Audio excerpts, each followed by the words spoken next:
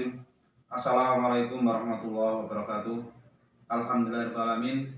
Puji syukur kita panjatkan kehadirat Allah Subhanahu wa taala yang pada kali ini kita akan percobaan tentang sifat-sifat cahaya. Kita tahu bahwa dalam kehidupan kita sehari-hari cahaya itu begitu besar sekali manfaatnya. Hampir setiap manusia memerlukan dan membutuhkan cahaya, terutama cahaya matahari untuk berbagai kebutuhan dalam kehidupan. Nah, pada kesempatan percobaan kali ini kita akan menyelidiki tujuan percobaan ini yaitu menyelidiki sifat-sifat cahaya. Marilah kita ikuti bersama percobaan kali ini.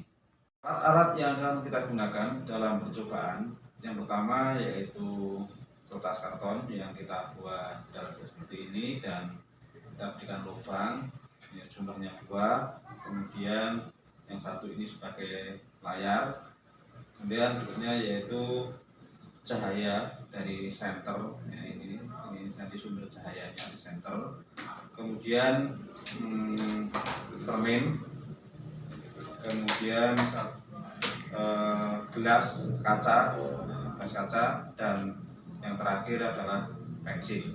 Untuk percobaan kali ini akan kita tata dulu.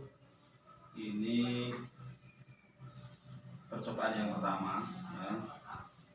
Cahaya kita lewatkan sini ya, lewatkan sini. Kemudian kita amati bahwa sinarnya melalui lubang pertama, kemudian lubang kedua, kemudian di sana ditangkap oleh layar. Nah, coba misalkan kita geser layarnya ini, kita geser gini, kita geser, ya.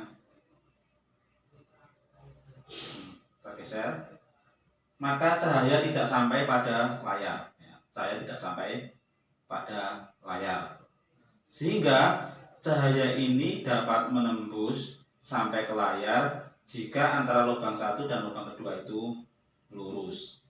Oke, marilah kita lanjutkan untuk percobaan yang kedua. Percobaan yang kedua yaitu benda bening yang kita gunakan di sini. Benda beningnya adalah gelas ya, gelas transparan ya, gelas kaca. Kemudian kita coba untuk arahkan cahaya menuju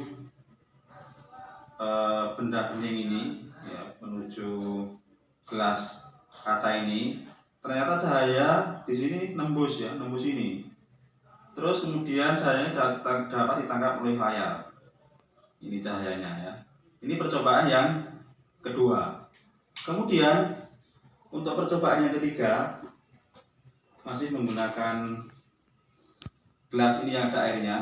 Kemudian kita masukkan di sini ya, kita masukkan pensil. Nah, kemudian kita amati ya, di sini kita amati ya, pensil seolah-olah patah ya. Pensil seolah-olah patah. Nah, ini sebenarnya kelihatan adanya pembelokan, Nah, nanti akan kita diskusikan ya, kenapa terjadi kelihatan patah seperti itu. Kemudian percobaan selanjutnya yaitu percobaan yang keempat. Saya arahkan ke cermin ya. Ini nanti layarnya. Jadi cahaya kita arahkan ke cermin. Kemudian dari cermin ternyata dapat ditangkap layar di sini. Ya. Nah, ini ditangkap layar di situ. Apa sekali di situ ya? Nah, itu. Nah, cahaya menuju ke cermin. Dari cermin kemudian ternyata dipantulkan ke arah layar sana. Nah, ini percobaan yang keempat. Baik, selanjutnya kita akan bahas satu persatu data percobaan yang telah kita lakukan. Kita lanjutkan kali ini pembahasannya percobaan sifat-sifat cahaya.